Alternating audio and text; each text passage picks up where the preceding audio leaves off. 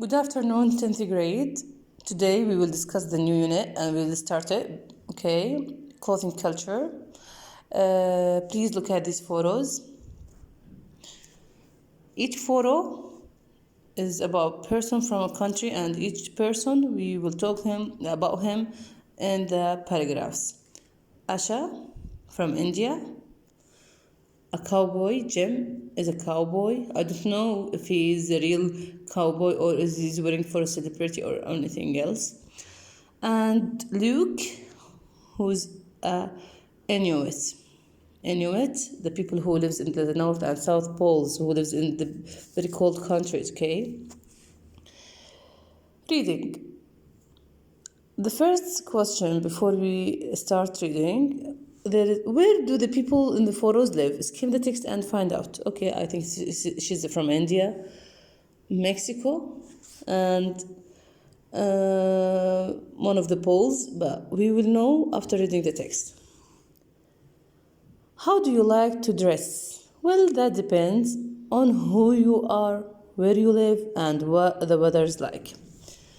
Look at the first two paragraphs. It's about Luke, and he's Inuit, and I will explain these two paragraphs after reading them, okay?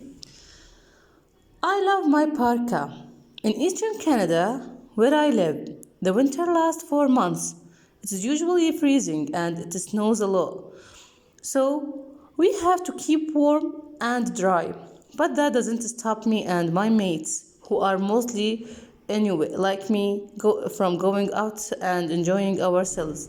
Sometimes my dad lets me borrow his snowmobile, which is brilliant. Inuit people have lived in this tough environment for hundreds of years. We've always worn parkas, but life was different in the past. People used to make their own clothes. They went hunting and they made parkas using the skins of animals which they had killed. They put fur from foxes and wolves inside the hood. Even the needles that they are used for sewing were made of animal bones. Life was hard then. It's different now. Modern parkas are usually made of synthetic materials, but they are still really warm. So the first and second paragraph is about Luke. Luke is from Eastern Canada. This place is almost of the year is winter. It's snowing, freezing. You will get wet. So they have to predict something which keeps them warm and dry. So they invented the parkas. The parkas is something they wear it inside of it fur. In the past, different from these days. How? In the past, they used to hunt for getting the skin of animals, leathers, and the fur to put it on the hood. So life was very hard.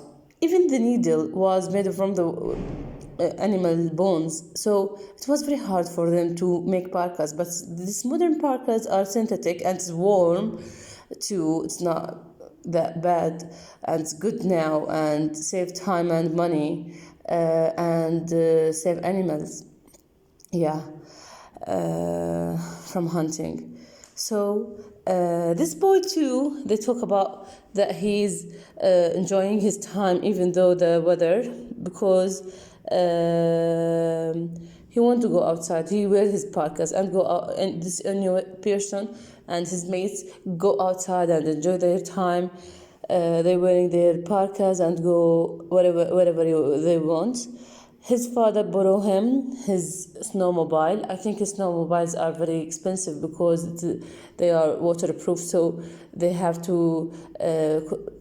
Not all of them can hold them. Okay, so that's the first two paragraphs. 3. I am wearing a sari. which is traditional in my country. Believe it or not, saris have been worn by women in India for more than 5,000 years. The sari is very simple. It's a wide strip of cloth, usually about 6 meters long, but sometimes as long as 9 meters. Saris can be plain, but they are usually patterned. There are saris in every color that you can imagine. These days, most saris are mass produced, but the best ones are still handmade using natural materials like silk or cotton. Although a sari isn't practical if I am playing sports or going to the beach, I will always wear saris for special occasions like weddings or when I want to look smart. The main thing that I like about them is the color. Most of my saris are incredibly bright and colorful, and wearing them always puts me in a good mood. So, Asha is from India. She's wearing her sari not all the time because it's not suitable for all the times. And women used to wear them thousands of years ago. They like the sari because of its color. It is patterned or plain, whatever. It was made by handmade, but now it is mass produced, like in factories and something else. But the real one and the good one, which is our handmade using cotton and silk, okay? So she love wearing them when she want to go to a wedding or when she want to go look smart because she like them because they're bright colors and whatever she want, okay? Paragraph 5. Plenty of people here in northern Mexico have some cowboys' clothes somewhere in their wardrobe.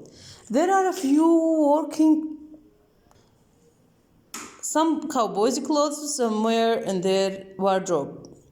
There are a few working cowboys here and in southern USA, but most people who wear these clothes do it because they are very practical and comfortable. They are great if you want to dress casually or for a party or a sport event. Real cowboys live and work in the open air. For over a century, they've worn clothes like these, which are designed for outdoor living. The tough leather boots are good for riding, and the wide hat protects you from the sun. People say that cowboys used to use their hats to get water from the river when they were thirsty. Sometimes cowboys used to be away from homes for weeks, riding all day and sleeping under the stars in their clothes. So, if I were a real cowboy, these clothes would be a lot of scruffer. But I have never even sat on a horse. So, this is not a real cowboy. Jim liked to wear these cowboys and he's never be a cowboy. He's describing these cowboys' clothes, which are the comfortable, practical, that you feel comfortable, as I said. And he described the real cowboys. They were working on the air, open air, and they are going out of their homes, away from their homes for almost weeks. And whatever else, yeah. These clothes are suitable for their traveling and riding everywhere. They have a wide hat.